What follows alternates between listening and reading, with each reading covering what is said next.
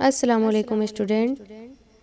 तो आप लोगों को मैंने पिछली वीडियो में व्याकरण की पढ़ाई कराई थी, जिसका अब प्रश्न उत्तर देने वाली हूँ। तो देखिए, इसमें ये लिखा है कितना सीखा, यानी प्रश्न चार तरह से इसमें प्रश्न दिए गए हैं, जो बच्चे खुद से समझ के इसका जवाब दें। तो मैंने इसको लिख लिया है पेंसिल से, ताकि आप लोग आसानी से समझ जाएं। भाषा शब्द की उत्पत्ति, देखिए दो ठो दिया हुआ है इसमें, ध्वनि या धातु। तो किससे हुई है? धातु से हुई है। अब नंबर 2, भाषा के क्षेत्रीय रूप को बोली कहते हैं। क्षेत्रीय रूप को कहते हैं कि राष्ट्रीय रूप को? तो जाहिर है राष्ट्रीय रूप तो नहीं होगा, क्षेत्रीय रूप होगा। मैंने उसको फिल कर लिया है, फिल इन द ब्लैंक था। भाषा संबंधी सभी नियम डैश का विषय होते हैं। किस चीज़ का विषय होते हैं? धातु है, व्याकरण है, तो धातु तो नहीं होगा, व्याकरण का विषय होते हैं। हिंदी भारतवर्ष की बोली है। बोली है नहीं, राष्ट्रभाषा है, तो इसका भी हो गया। अब है पंजाबी भाषा की लिपि देवनागरी या गुरुमुखी है। तो क्या होगा? ये तो गुरुमुखी है। आपने पिछली इस वीडियो में मैंने जिस पढ़ाया था अच्छी तरीके से समझ ही गए होंगे। तो ये गुरुमुखी है।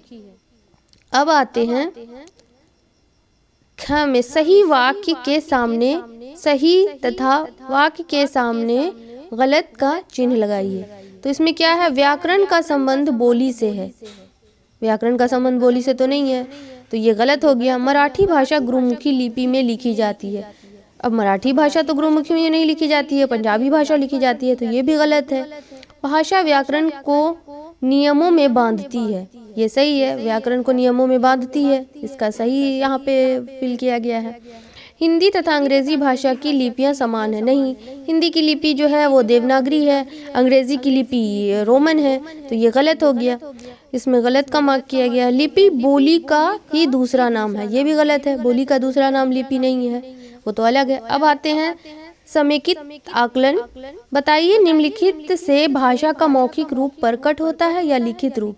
रेडियो से गीत सुनना, ये मौखिक भाषा है। अब नंबर 2 में है बालक का पुस्तक पढ़ना, लिखित भाषा कहलाता है।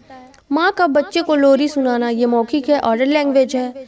ग्राहक द्वारा दुकानदार से वस्तु का दाम पूछना, ये क्या है? मौखिक भाषा है, ये भी ऑरल लैंग्वेज है। पुत्र द्वारा पिता को पत्र लिखना, ये क्या है? ये लिखने की बात है, तो ये रिटन लैंग्वेज है, लिखित भाषा।